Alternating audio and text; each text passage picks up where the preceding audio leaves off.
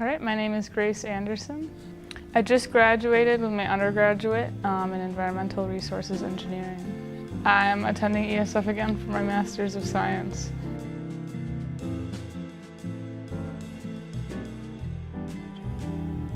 So I've been interested in reducing food waste for a while. I've been involved with Food Recovery Network at ESF, and it's been on my radar as an issue to be aware of. And then I took a course with Doug Daly, a professor in our ERE department, called Solid Waste Engineering. And that's sort of where I learned the massive environmental impacts that rotting food waste has in our landfills. So I got really interested in what can I do, just a small thing, to help reduce that big problem happening globally right now.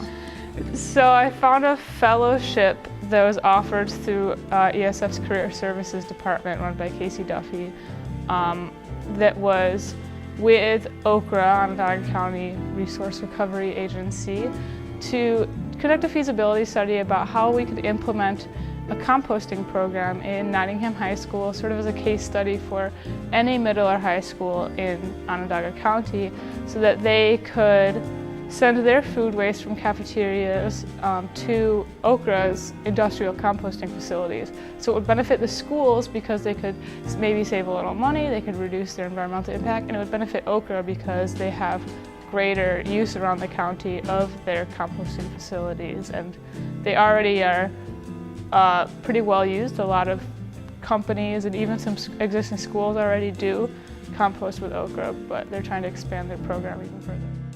Yeah, so we called it a waste audit. So the first step was for Jamie Rodriguez, who's the natural resources teacher at Nottingham High School, to teach her natural resources students about the issue and get them sort of on the same level, prepared to sort of learn about compost and prepared to do the waste audit.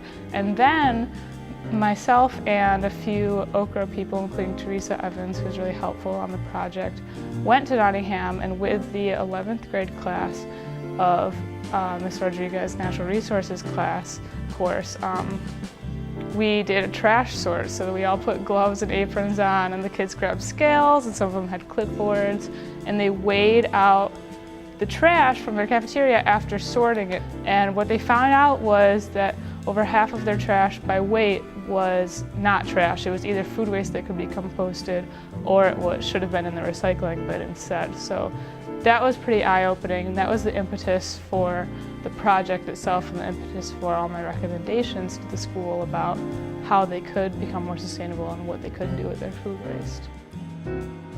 OCRRA charges a tipping fee, which is how much they charge per pound for you to drop off your waste for them to take care of. And it's less than half for food waste than it is for trash. It's $42 per pound versus like $89 per pound, I think. So by weight, it is a good way to measure the waste, because that's how we can really measure how much is going to a landfill, how much is being diverted to compost, and what is the cost savings potentially to compost it instead of landfill it for the food waste.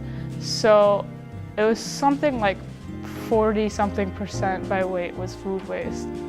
It was just really eye-opening, and the students were really shocked at how poorly they were all recycling. They all thought they were better than that, and they were like, wow, we should educate our classmates, we should really get on top of this environmental issues.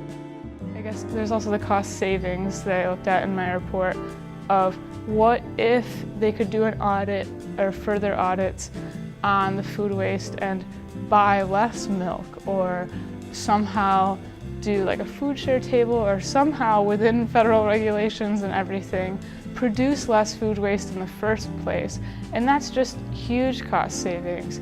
So you could save 50 cents a pound by composting your milk instead of throwing it out, but you could save $5 a pound by just not buying the milk in the first place. So that's something that's a little harder to quantify, but philosophically that's where the real cost savings and the real environmental impact reduction would happen, is just planning a little better and doing better audits to figure out what really is being used in our cafeteria and what is just being thrown out.